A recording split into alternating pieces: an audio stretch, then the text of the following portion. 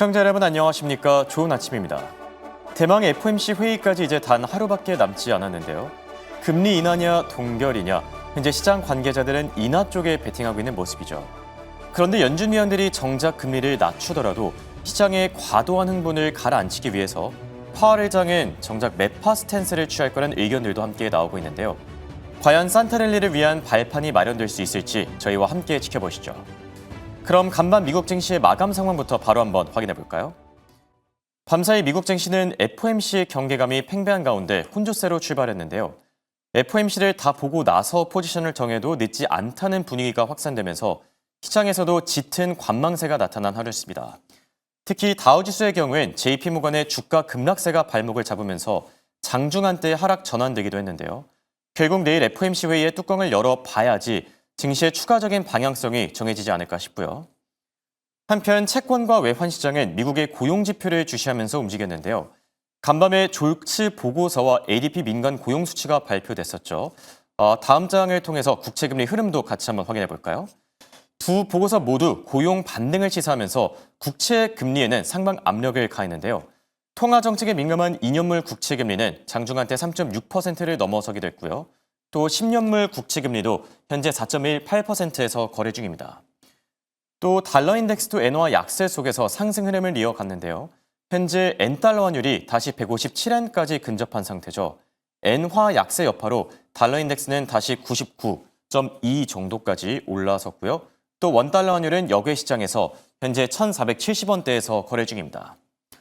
그럼 다음 장 통해서 시장을 움직였던 매크로 이슈들도 함께 체크해 보시죠. 새 연준 의장 자격은 즉각 금리 인하다. 바로 트럼프 대통령이 폴리티코의 인터뷰에서 남긴 발언이었는데요. 금리를 즉시 낮추는 것이 새 연준 의장의 리트머스 시험지냐라는 질문에 대해서 당연히 그렇다라고 답변하면서 추가 금리 인하를 위한 발판이 모두 마련돼 있고 또 트럼프 행정부의 경제 정책도 순항 중이라고 이 셀프 칭찬을 남기기도 했습니다. 자, 그리고 간밤에 발표된 경제 지표들도 시장의 주목을 받았었죠. 우선 미국의 10월 구인 건수가 767만 건으로 집계되면서 5개월 만에 최고치를 기록했는데요. 9월 달에 반등한 이후에 여전히 견조한 수준을 유지하고 있는 모습인데 다만 레이오프, 해고 수치가 조금 늘어나서 고용시장 전반에 대한 경고음도 같이 커지는 중이긴 합니다. 그리고 고용시장과 함께 은 가격의 상승세도 큰 화제였었죠. 은값이 온스당 60달러마저 돌파하면서 역대 최고가를 다시 한번 경신한 건데요. 시청자분들도 기억하시겠지만 올해 들어서 금보다 더 많이 오른 게 바로 은이죠. 매크로 이슈들과 펀더멘털 호재에 힘입어서 현재 강세를 이어가고 있는데요. 60달러마저 넘어선 상태에서 월가에서도 추가 상승을 전망하는 평가들이 함께 나오는 중이니까요. 투자하실 때도 같이 참고하시길 바랍니다. 자, 이렇게 시장을 움직였던 뉴스들 한눈에 정리해봤고요. 간밤에 JP모건이 비용 압박 문제로 크게 밀려났었죠. 한 4% 정도 빠졌었는데 결국 다우지수도 끌어내리고 은행주들의 투자 심리에도 부정적으로 작용했다라고 하죠. 더 자세한 이야기는 김현사 아나운서와 바로 만나보시죠. 네, 간밤 미국 뉴욕 증시 분위기 종목별로 섹터별로 체크해 보겠습니다. 일단 M7 기업들 상황부터 점검해 보시죠. 전체적으로 혼조세를 오가고 있는 가운데 엔비디아 같은 경우에는 어제는 트럼프 대통령이 H200 칩에 대한 수출을 허가한다라는 이야기가 나왔지만 오늘은 트럼프 대통령의 승인에도 불구하고 엔비디아에 대한 칩 검토를 중국이 다시 한번 하고 있다라는 파이낸셜 타임즈의 보도가 나왔습니다. 현재 공화당 내에서도 이 칩에 대한 수출을 허가해야 한다 혹은 허가하지 말아야 된다라는 엇갈리는 의견이 반발이 더 거세지고 있는 상황인데요. 앞으로 흐름이 어떻게 흘러갈지는 뉴스 계속해서 팔로우업이 필요하겠습니다. 다음으로 마이크로소프트입니다. 마이크로소프트 같은 경우에는 오늘 약보합권으로 증시를 가져가는데요. 호재 건수가 한 가지 나왔죠. 인도와 캐나다의 대규모 AI 투자에 대한 발표가 있었습니다. 합해서는 총 230억 달러 규모의 새로운 AI 투자를 발표했는데요. 앞으로 인도에는 5년간 150억 달러, 캐나다에는 2년간 75억 달러를 투자하겠다라는 이야기를 밝혔습니다. 이에 더해서 키뱅크 측에서는 앞으로 정부 측에서 IT 예산 안에서 AI 지출이 크게 확대될 것이라는 전망이 나오는 가운데 가장 최수혜 종목으로는 마이크로소프트를 꼽고 있습니다. 가장 전략적인 AI 공급자라고 평가하고 있다는 점도 체크하고 넘어갈게요. 마지막으로는 아마존입니다. 아마존은 AI 말고 다른 사업부 내에서의 감원 소식이 있었는데요. 자회사 게임 개발 스튜디오가 내년 감원에 나설 것이라는 보도가 있었지만 주가 반응은 미미한 모습입니다. 그럼 다음 장 통해서 히트맵도 열어보시죠. 전체적인 증시 분위기도 확인해 보겠습니다. 역시나 M7 기업들 따라서 전체적으로 혼조세를 보이고 있는 오늘 장세, 기술주부터 이슈 한 가지씩 체크해 보시죠.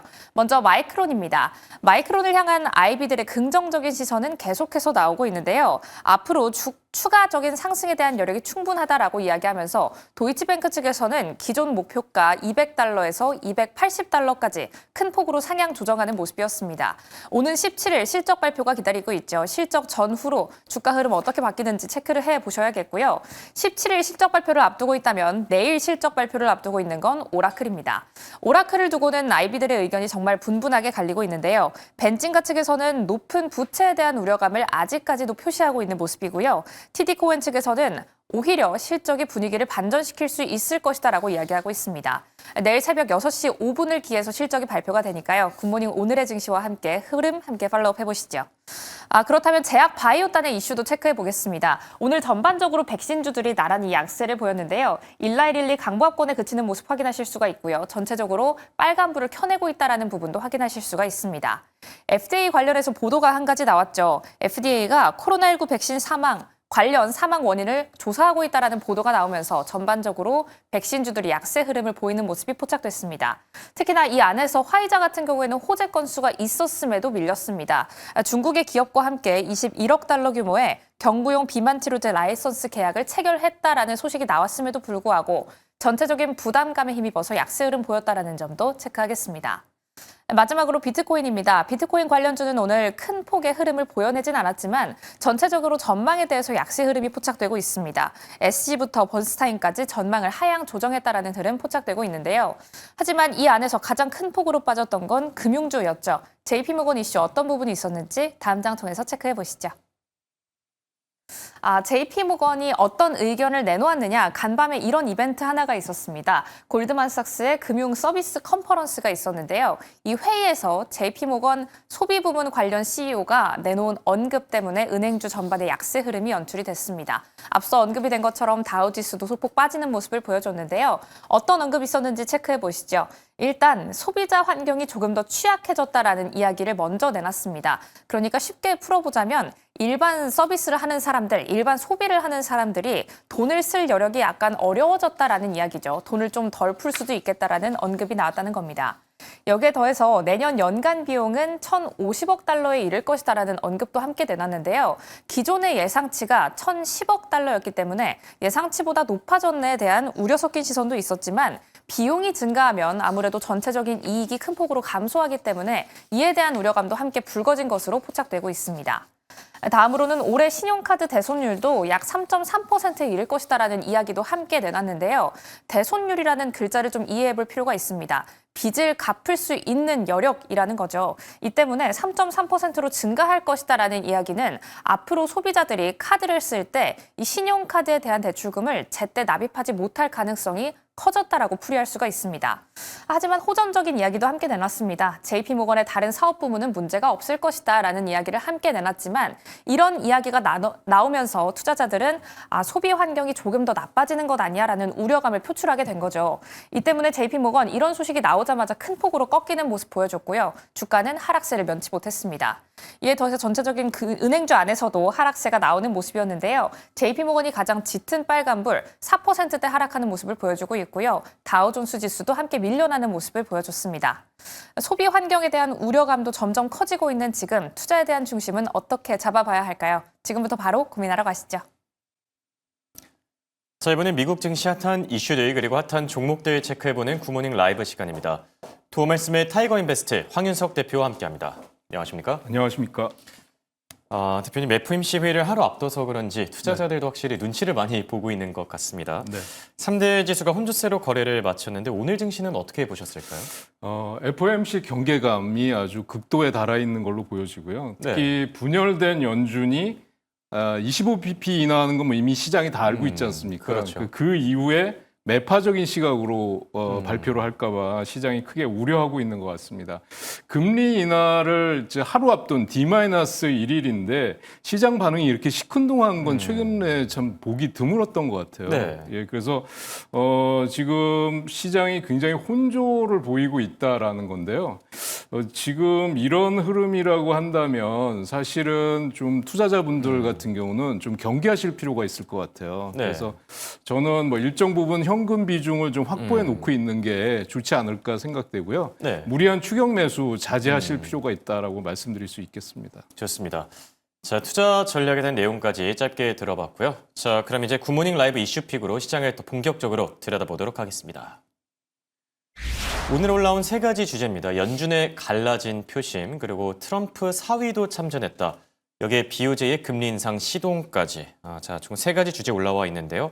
먼저 FOMC에 대한 얘기부터 먼저 나눠보죠. 앞서도 대표님께서 잠시 언급을 해주시긴 했지만 지금 FOMC 회의를 하루 앞둔 가운데 연준 내에서는 좀 분열 조짐이 갈수록 더 커지는 듯합니다. 네. 파월 의장이 어떤 선택을 내리게 될까요?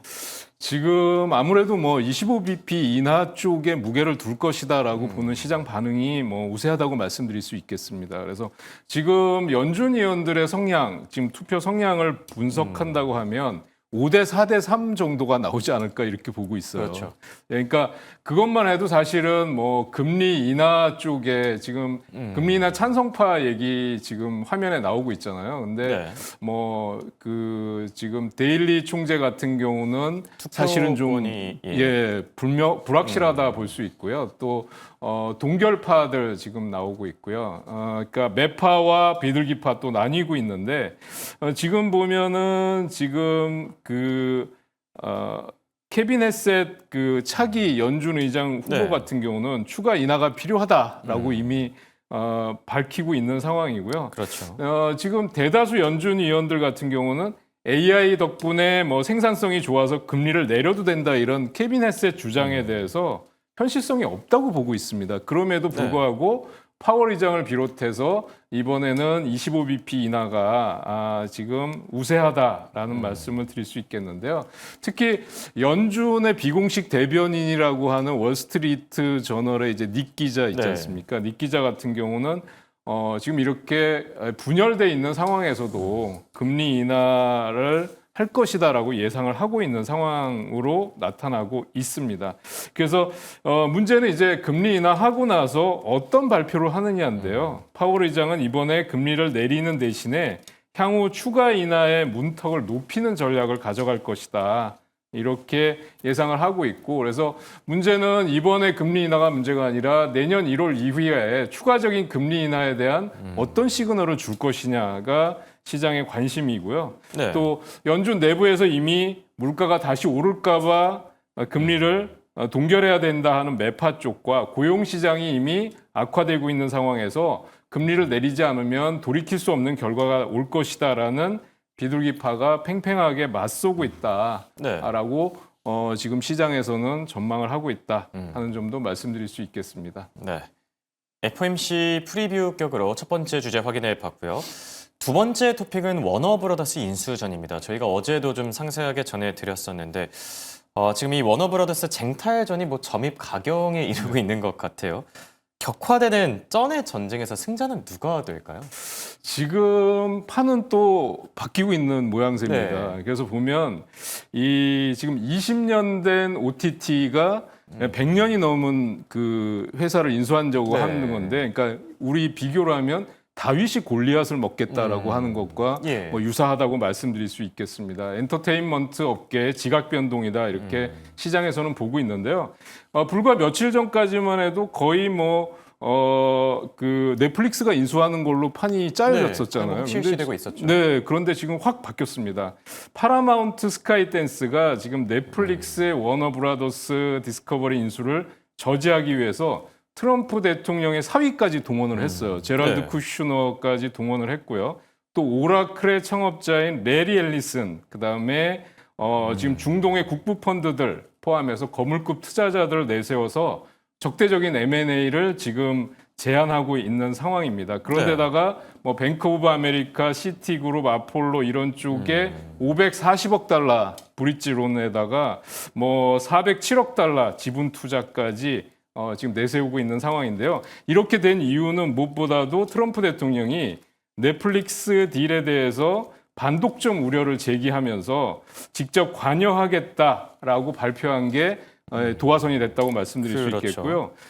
그러면서 이제 파라마운트 쪽에서는 넷플릭스 제안에 대해서 27.75달러 주당, 그다음에 현금하고 주식을 하겠다라는 거고 일부 사업을 인수하겠다라는 조건을 붙였는데 파라마운트 쪽에서는 이보다 높은 주당 30달러, 그다음에 전액 현금으로 인수하겠다 이런 조건을 제시하고 있어서 만약에 트럼프 대통령이 이런 입장을 추구한다고 하면 아무래도 파라마운트 쪽, 스카이댄스 쪽이 유리하지 않을까 이렇게 보고 있고요. 그렇겠죠.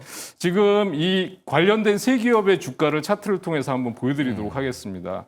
넷플릭스 같은 경우는 지금 126달러 고점을 찍고 나서 지금 추가적으로 하염없이 급락을 하면서 주가가 지금 96달러까지 내려와 있는 상황입니다. 네. 지금 확인하실 수 있는데요. 그러니까 승자의 저주라고 말씀드릴 수 있겠고요. 그 다음에 또 보면 지금 워너브라더스 지금 피인수 기업 쪽은 지금 계속해서 주가가 상승하는 움직임을 보여주고 있고요.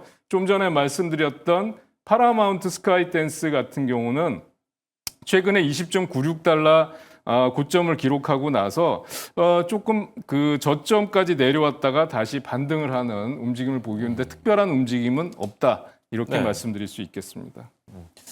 지금 쩐의 전쟁이 갈수록 격화되는 중입니다. 과연 승자가 넷플릭스가 될지 아니면 파라마운트가 될지 함께 지켜보도록 하고요. 자, 그리고 세 번째 토픽은 BOJ의 선택입니다. 최근에 일본의 10년물 국채 금리가 이제 2%에 거의 육박했다라고 합니다. 일본은행이 좀 직접적인 행동에 나서게 될까요? 어떻게 생각하시죠? 지금 뭐 시장에서는 지금 일본 은행 금리 인상 때문에 또 엔캐리 트레이드 청산에 대한 우려도 있고요. 지금 일본의 국채 금리가 상승한 요인이 최근에 또 일본 그 홋카이도 지역에서의 대규모 지진 네, 그렇죠. 얘기도 영향을 줬던 것으로 시장에서는 보고 있습니다. 그래서 그런데도 불구하고 지금 우에다 총재, 일본은행 총재는 일본의 실물 경제는 괜찮은 지금 그 흐름을 유지하고 있다. 네. 물가도 2% 목표를 향해서 꾸준히 달려가고 있고 트럼프 관세 충격에서 이제 벗어나고 있다. 일본 경제는 이렇게 얘기를 했습니다.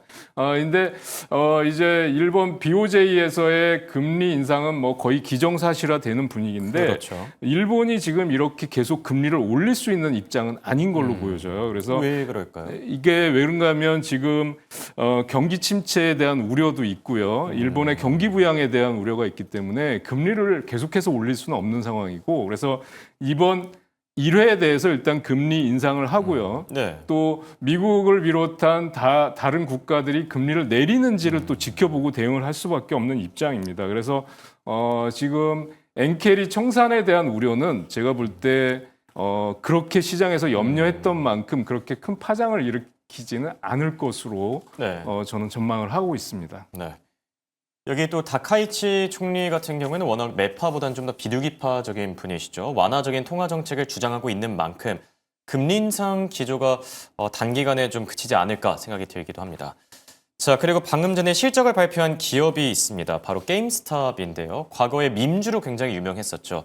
EPS와 매출이 예상보다 훨씬 더 안 좋게 나왔습니다. EPS는 0.13달러로 나왔고요. 또 매출도 8억 달러 정도에 그쳤는데요. 현재 예상치를 모두 밑돈 상태고 시간외 거래에서 6% 급락 중인 점도 같이 참고하시기 바랍니다. 이제 종목 얘기들을 저희가 조금 더 나눠볼까 하는데요. 먼저 엔비디아 얘기부터 한번 해보죠.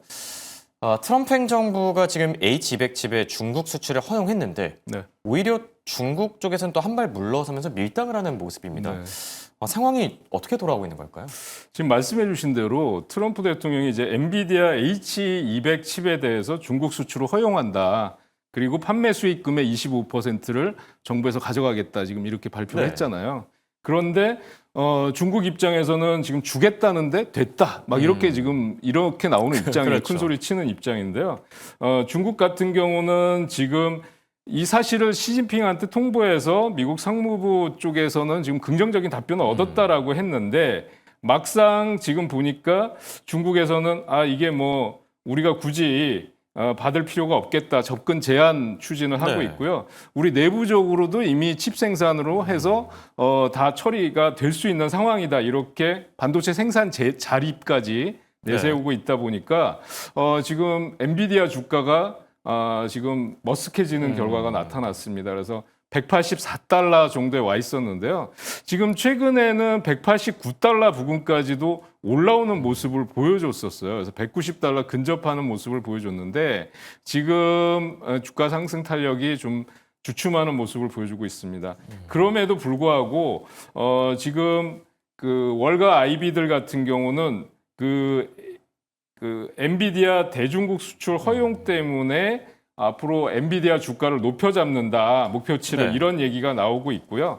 또 지금 구글 제미나이에 대해서 그동안 무소불위다 해서 엔비디아 주가에 영향을 미쳤었잖아요. 그런데 그렇죠. 지금 그 오픈 AI가 기업용 챗 GPT의 메시지 전송량을 8배 놀렸다라는 대반격 때문에 네. 지금 구글 제미나이 주가가 하락하면서 또 시장의 관심은 엔비디아 쪽으로 모여지고 있다고 생각합니다. 그래서 저는 지금 구간에서는 저점 매수 내지는 보유 관점에서 대응하는 게 좋지 않을까 저는 네. 이렇게 보고 있습니다. 네. 엔비디아에 대한 투자 의견은 여전히 긍정적으로 제시해주고 계시고요. 그리고 테슬라가 최근에 굉장히 높은 주가 변동성을 나타내고 있는데 월가에서는 어떤 평가들 나오는 중입니까? 지금 사실 트럼프 행정부가 로봇 사업에 지원하겠다라는 행정명령을 발표하면서 상승 탄력이 굉장히 강하게 나왔었는데요. 모건 스탠리 쪽에서 지금 로봇 AI 쪽은 이제 기대 이미 선반영이 돼 있다라고 고밸류에이션 얘기를 하면서 투자 의견을 하향했고요. 전기차 산업 자체가 둔화되고 있기 때문에 지금 내년도 판매량이 컨센서스가 13% 하회할 것이다. 이렇게 나타나면서 여기서 상승하다가 주가가 다시 하락하는 모습으로 반전됐었어요. 주가 흐름이 최근에. 그런데 오늘은 살짝 1% 정도 강세를 보였습니다. 그 이유가 도이체방크 쪽에서 로보택시나 휴머노이드 로봇 쪽의 AI 전략이 전기차 산업의 둔화를 극복할 수 있다라고 얘기를 했고요. 또 시킹 알파 쪽에서는 중국 테슬라의 이제 상하이 공장이 중국 생산 차량 400만 대를 돌파했다. 그래서 지난 6년간 상하이 공장이 전기차 인도량의 글로벌 전기차 인도량의 거의 절반 이상을 지금 담당해 왔고 중국 공장 출하량이 올해 3번째로 증가했다. 이런 얘기를 내놓으면서 앞으로의 전망에 대해서 긍정적인 전망을 제시를 했고요. 그래서 그럼에도 불구하고 지금 목표 주가는 극과 극입니다. 뭐 130달러에서부터 508달러까지 지금 극과 극인 상황이기 네, 때문에 그렇네요. 저는 일단 보유 관점에서 좀 더 관망하시면서 대응하시는 게 좋겠다 이렇게 말씀드릴 수 있겠습니다. 네, 테슬라와 관련해서는 조금 더 지켜볼 필요가 있다 이렇게 조언해 주셨습니다. 지금까지 도움말씀의 황윤석 타이거인베스트 대표와 함께했습니다. 대형 왔습니다.